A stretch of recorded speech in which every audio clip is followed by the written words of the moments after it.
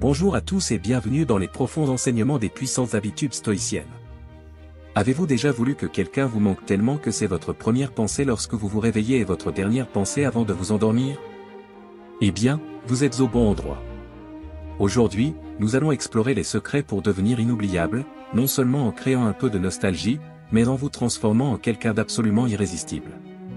Comme le disait judicieusement Sénèque, l'absence aiguise l'amour, la présence le renforce. Voyons comment nous pouvons aiguiser cet amour au point que son absence soit profondément ressentie. Chaque principe dont nous discuterons aujourd'hui est une pièce essentielle du puzzle pour devenir mémorable. Avant de commencer, j'aimerais vous lancer un petit défi, commentez ci-dessous avec les mots « à l'esprit demain ». Cela résume assez bien l'esprit de notre discussion d'aujourd'hui et ce sera amusant de voir combien d'entre vous vous joindront. Vous vous demandez peut-être pourquoi le fait d'être autonome fait que vous manquez davantage à quelqu'un. Il s'agit de montrer que vous êtes complet, ce qui est incroyablement attrayant dans toute relation. Imaginez ceci, lorsque vous êtes autonome, vous n'avez pas désespérément besoin d'attention. Comme le disait Épictète, ce qui trouble les hommes, ce ne sont pas les choses, mais les opinions qu'ils se font à leur sujet. Lorsque vous vivez votre meilleure vie, en vous engageant dans vos intérêts et en prenant soin de vos besoins, votre partenaire non seulement vous admire, mais commence à se demander comment vous pouvez être aussi indépendant. Cette indépendance éveille la curiosité et l'admiration. Il commence à réaliser que vous êtes quelqu'un qui prospère selon ses propres conditions. L'autosuffisance n'aliène pas, mais crée une admiration plus profonde et plus respectueuse pour qui vous êtes.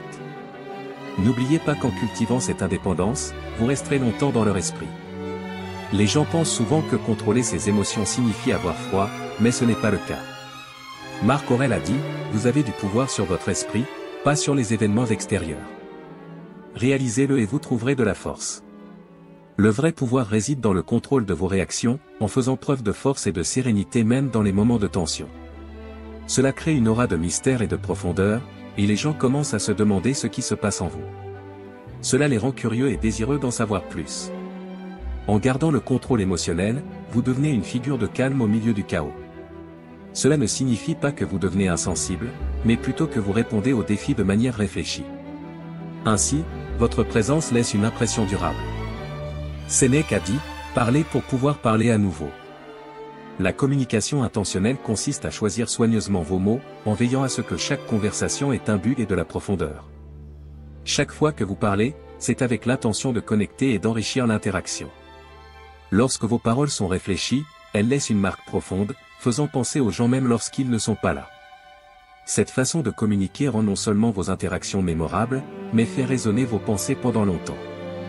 Non seulement la conversation leur manquera, mais aussi la profondeur que vous apportez à chaque échange. Comme le disait Épictète, la liberté est le seul but valable dans la vie. Lorsque vous acceptez des moments de séparation, paradoxalement, cela peut vous rapprocher encore. Plus. L'absence crée des attentes et de l'appréciation. En démontrant que vous êtes fort et en sécurité même lorsque vous n'êtes pas ensemble, vous montrez que vous ne dépendez pas de la proximité physique pour vous sentir connecté. Laissez parler le silence entre vous, créant un espace pour que votre absence se fasse sentir. En conséquence, ils commenceront à apprécier encore plus la qualité du temps qu'ils passent ensemble. Marco Aurelio nous conseille, vivez chaque instant comme si c'était le dernier. En appliquant cela à vos interactions, vous pouvez transformer des moments ordinaires en expériences mémorables. Chaque rire, chaque regard devient plus significatif. En étant pleinement présent, vous faites en sorte que chaque instant compte et votre absence se fait encore plus sentir. Sénèque a enseigné que la régularité est un signe de sagesse. Maintenir un modèle de communication stable, sans exagération, crée une attente qui rend votre absence plus visible. Les points de contact cohérents, comme un SMS de bonjour ou un enregistrement en soirée, font désormais partie de leur routine. Lorsque cette routine est rompue, son absence est immédiatement remarquée. Soyez cohérents et vous verrez comment cette stratégie se transforme en quelque chose qu'ils attendent avec impatience. Cela leur fera manquer plus profondément. Ces principes stoïciens ne visent pas seulement à créer du désir, mais aussi à devenir quelqu'un digne d'admiration et de respect. Cultivez ces habitudes et vous verrez comment elles peuvent transformer vos relations. Il est important de se rappeler que, dans la vie et dans les relations, être inoubliable ne consiste pas seulement à être présent, mais à cultiver une présence percutante, même lorsque vous n'êtes pas là. Comme le suggérait Marc Aurèle, l'âme se teinte de la couleur de ses pensées, ce qui nous rappelle que c'est par nos actions, nos attitudes et nos pensées que nous devenons significatifs aux yeux des autres. Le respect de ces principes nous rend non seulement mémorables, mais également essentiels dans la vie de ceux que nous aimons. Le secret est de devenir une présence constante et fiable, un ancrage émotionnel et mental, même à distance. Votre mission n'est pas seulement d'être rappelé occasionnellement, mais d'être une figure constante dans l'esprit et le cœur des autres. C'est comme l'enseignait Épictète, si tu veux être aimé, aime. La constance de l'amour et de la confiance est ce qui fait que vous manquez profondément à quelqu'un dans les petits silences que crée votre absence. Vivre avec un but est un autre aspect fondamental. Lorsque vous vous consacrez à quelque chose de plus grand que vous-même, qu'il s'agisse d'une cause, d'un projet ou d'une passion, cela donne non seulement un sens à votre vie, mais cela la rend également beaucoup plus attrayante et inspirante. Sénèque nous rappelait judicieusement que « la vie sans but est comme un bateau sans direction, aucun vent n'est favorable à celui qui ne sait pas où il va ». Lorsque vous vivez avec un objectif clair, vous devenez quelqu'un dont les objectifs et les aspirations vont au-delà des relations. Cela crée un magnétisme unique alors que les gens autour de vous, y compris votre partenaire, commencent à admirer votre dévouement et à se sentir inspirés par votre passion. Imaginez-vous parler de vos réalisations, de vos projets créatifs ou de votre travail bénévole et voir l'étincelle dans les yeux de ceux qui vous écoutent. Cet enthousiasme est contagieux et laisse une trace durable. Lorsque vous êtes absent, vous leur manquez non seulement à cause de votre présence physique, mais aussi à cause de l'énergie et du sens de la mission que vous apportez. Cet écart est profondément ressenti, car votre vie dynamique et déterminée rend chaque interaction revigorante. La modération des émotions est une pratique stoïcienne fondamentale. Comme l'a déclaré Marc Aurèle, la meilleure vengeance est d'être différent de celui qui vous a fait du mal. Contrôler ses émotions ne revient pas à les supprimer, mais plutôt à les modérer judicieusement. Cela crée un équilibre qui permet des interactions plus profondes et plus significatives. Faire preuve d'un contrôle émotionnel réfléchi apporte respect et admiration. Imaginez-vous gérer les désaccords avec calme et exprimer votre affection sincèrement, mais sans étouffer. Cette façon de communiquer laisse la possibilité à l'autre de ressentir la profondeur de vos émotions et d'aspirer à la sérénité et à l'équilibre que vous apportez. La modération ne signifie pas l'absence de sentiments, mais plutôt la démonstration que vous avez le contrôle, ce qui apporte sécurité et stabilité à la relation. Et quand vous n'êtes pas là, ce calme devient un point de référence, quelque chose qui leur manque. La résilience, comme l'a enseigné Sénèque, est la qualité qui nous permet de grandir et d'évoluer même dans l'adversité. Un bijou ne peut être poli sans friction, ni un homme perfectionné sans épreuve, a-t-il déclaré. Être résilient, ce n'est pas seulement survivre aux défis, mais en sortir plus fort. Cela fait de vous quelqu'un de fiable, quelqu'un qui, même dans les difficultés, reste ferme et optimiste. Lorsque votre partenaire vous voit affronter les obstacles avec grâce et détermination, il commence à apprécier encore plus votre force. Cette résilience devient une qualité magnétique, car la confiance que vous dégagez rend votre présence non seulement souhaitée, mais nécessaire. Et lorsque vous n'êtes pas là, le souvenir de cette force et de cette stabilité demeure, ce qui fait que vous leur manquez encore plus. La cohérence du caractère est également essentielle. Comme nous le rappelle Épictète, dites-vous ce que vous aimeriez être, puis faites tout ce qui est nécessaire. Être quelqu'un avec un fort caractère qui agit conformément à vos valeurs crée une base solide pour toute relation. Votre partenaire sait qu'il peut compter sur vous, que vos paroles et vos actions sont toujours alignées. Cela génère une confiance profonde, car il n'y a aucune incertitude quant à qui vous êtes. Il est toutefois important de tempérer cette prévisibilité par des moments de spontanéité pour entretenir la flamme. Des surprises occasionnelles, comme un cadeau inattendu ou un doux message, ajoutent un élément d'excitation, montrant que même si vous êtes stable, vous êtes également capable d'apporter de la joie et de la légèreté dans la vie de ceux que vous aimez. Vivre avec un but, pratiquer la modération émotionnelle, être résilient et cohérent sont des principes qui font profondément sentir votre présence. Lorsqu'il n'est pas là, ce n'est pas seulement le silence qui parle, mais l'absence de ces qualités qui frappe le plus. Votre partenaire ne manquera pas seulement de vous, mais aussi de la force, de l'inspiration et de la stabilité que vous apportez. Et rappelez-vous, comme le disait Marc Aurèle, l'âme devient ce qu'elle voit. En devenant quelqu'un qui vit ses principes, vous serez non seulement inoubliable, mais indispensable. On se souviendra de vous chaque jour, non seulement pour l'amour que vous offrez, mais aussi pour la personne solide et inspirante que vous êtes. Alors que nous clôturons cette réflexion, rappelez-vous, vivre avec un but, contrôler ses émotions, être résilient face à l'adversité et maintenir une cohérence de caractère sont des étapes puissantes vers l'établissement de relations qui résistent à l'épreuve du temps. Puissent ces principes stoïciens vous guider non seulement pour qu'on se souvienne de vous, mais aussi pour qu'ils soient profondément admirés et, bien sûr, constamment présents dans l'esprit de ceux que vous aimez. C'est ce que signifie être une présence qui se fait sentir, même absente. Le chemin pour devenir inoubliable commence maintenant et j'ai hâte de voir comment vous appliquerez ces enseignements à votre propre vie. Le stoïcisme, en tant que philosophie, a réussi à perdurer pendant des milliers d'années parce qu'il propose des enseignements universels sur la condition humaine. Depuis leur création dans la Grèce antique jusqu'à leur adoption par les Romains et enfin leur redécouverte dans la modernité, les principes stoïciens ont été un point d'ancrage pour ceux qui cherchent à vivre une vie pleine de sens, de résilience et de maîtrise de soi.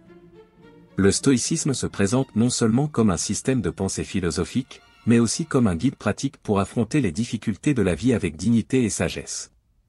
Sa pertinence intemporelle est due à sa capacité à aborder les dilemmes les plus profonds de l'existence humaine, la souffrance, le bonheur, le contrôle et la liberté de manière pratique et applicable. Des philosophes tels que Sénèque, Marc Aurèle et Épictète étaient passés maîtres dans l'art d'appliquer les enseignements stoïciens à leur propre vie. Sénèque, homme d'État romain et conseiller de l'empereur Néron, a fait face à des difficultés extrêmes et a utilisé le stoïcisme pour faire face à l'instabilité politique, à la méfiance et finalement à sa propre exécution. Marc Aurèle, en tant qu'empereur romain, n'a pas seulement écrit ses réflexions stoïciennes dans son œuvre Méditation, mais également dirigé sur la base de ses principes en temps de guerre, de peste et de trahison interne. Épictète, qui a commencé sa vie comme esclave, a utilisé le stoïcisme pour transformer sa perception de la liberté, en enseignant que le véritable contrôle réside dans notre capacité à contrôler nos réactions et nos pensées, même lorsque les circonstances extérieures sont hors de notre portée. Ces exemples historiques montrent comment le stoïcisme a été conçu pour faire face aux imperfections et au chaos de la vie. Ce qui rend cette philosophie contemporaine, encore aujourd'hui, c'est l'accent mis sur le développement des vertus et le contrôle des émotions, deux aspects qui restent aussi pertinents que dans les temps anciens. La clé de la longévité du stoïcisme réside dans son adaptabilité, même si les circonstances externes ont changé des dynasties romaines au monde numérique moderne, les défis humains internes restent les mêmes. Nous cherchons à contrôler notre vie, nous souffrons d'anxiété et de peur, nous aspirons à la connexion et à la compréhension. Le stoïcisme nous enseigne que même si nous ne pouvons pas contrôler le monde qui nous entoure, nous pouvons contrôler nos attitudes et nos réponses à son égard, ce qui nous permet de vivre une vie plus complète et plus équilibrée. La philosophie stoïcienne est profondément liée à l'idée d'agir conformément à la raison et aux vertus, ce qui crée un chemin vers une vie avec un but.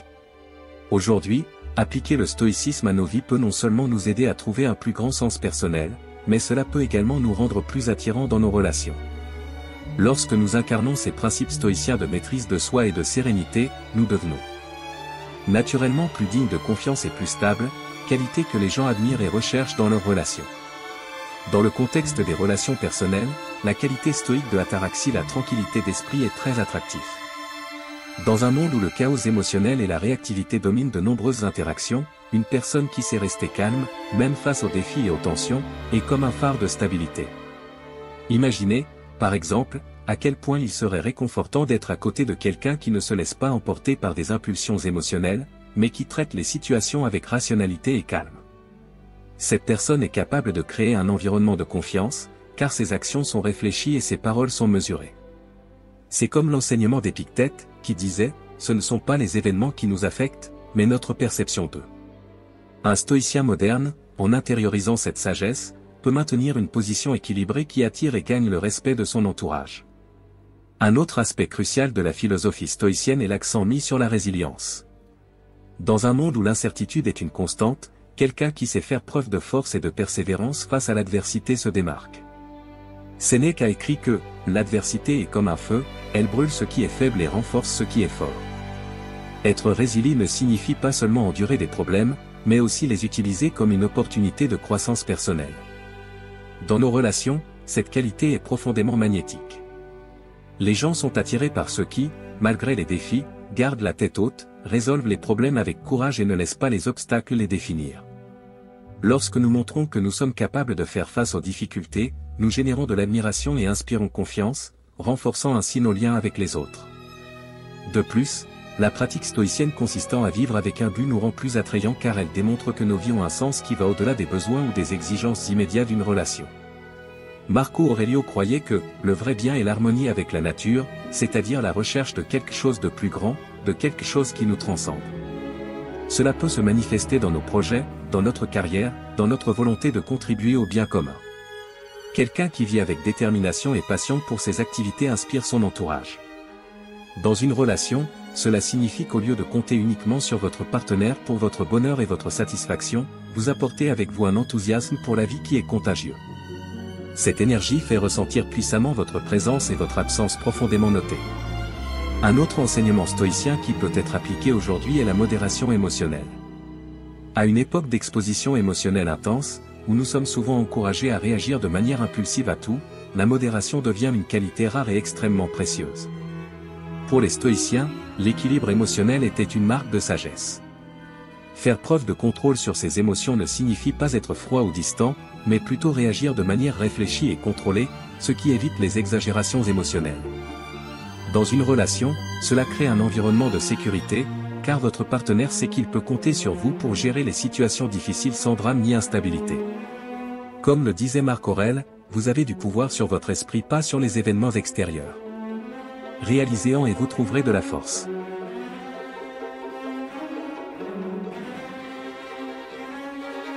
Par conséquent, nous pouvons conclure que les enseignements stoïciens ont survécu pendant des milliers d'années parce qu'ils répondent aux besoins les plus fondamentaux de la nature humaine.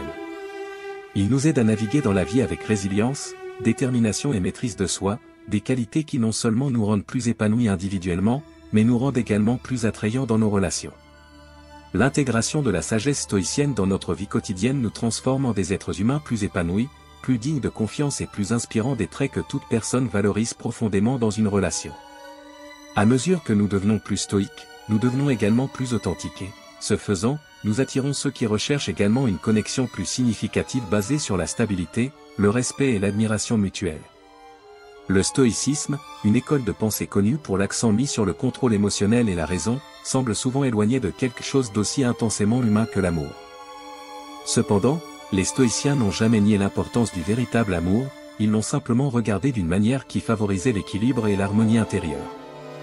Pour eux, l'amour ne doit pas être une force qui déséquilibre ou asservit, mais plutôt une énergie positive qui, si elle est bien comprise et vécue, peut enrichir la vie sans provoquer de dépendance ou de souffrance. L'amour, dans le contexte stoïcien, est davantage considéré comme philia, amitié, et agape, amour universel, que amour ou passion romantique. Pour un stoïcien, l'amour devrait être motivé par la raison, et non par un désir débridé ou des émotions volatiles. Les stoïciens croyaient qu'en cultivant la maîtrise de soi, un esprit clair et le discernement, il était possible de faire l'expérience de l'amour de manière profonde et durable, mais sans être poussé à l'autodestruction ou à une souffrance excessive. Dans le stoïcisme, le véritable amour se caractérise par une affection profonde et une connexion authentique, mais sans les excès émotionnels souvent associés à l'amour romantique. Marc Aurèle, l'un des empereurs stoïciens les plus célèbres, parle de l'amour comme d'un moyen de reconnaître l'interdépendance entre tous les êtres humains, nous considérant comme les parties d'un grand tout. Il écrit dans son Méditation, « Ce qui n'est pas bon pour la ruche ne l'est pas non plus pour l'abeille ». Cette citation met en évidence l'importance de l'amour altruiste, où le bien-être des autres est aussi important que le vôtre, sans tomber dans l'égoïsme ou la possessivité. L'amour est donc une manière de cultiver des vertus telles que l'empathie, la gentillesse et la justice.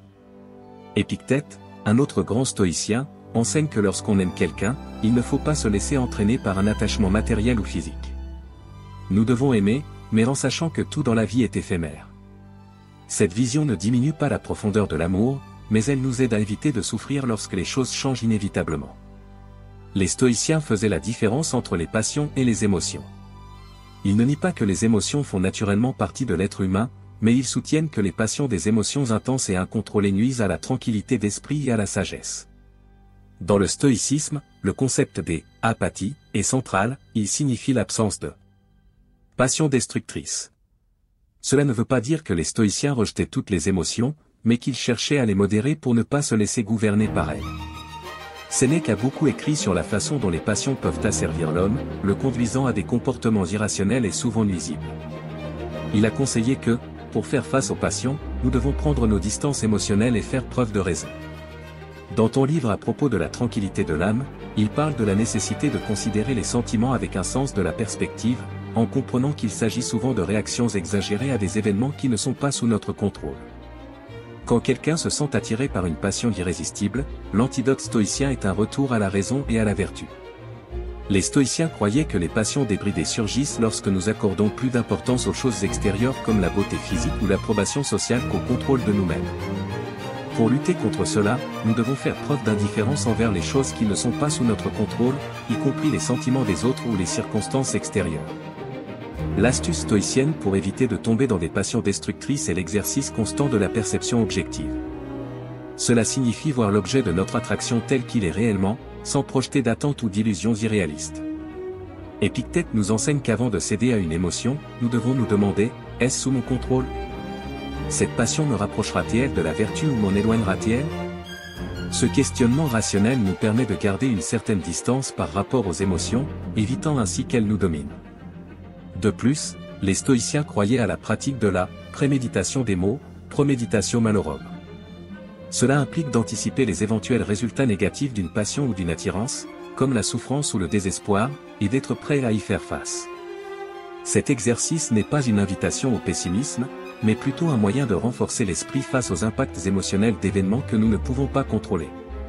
Se protéger des excès d'attraction est, pour les stoïciens, une question de concentration constante sur les vertus.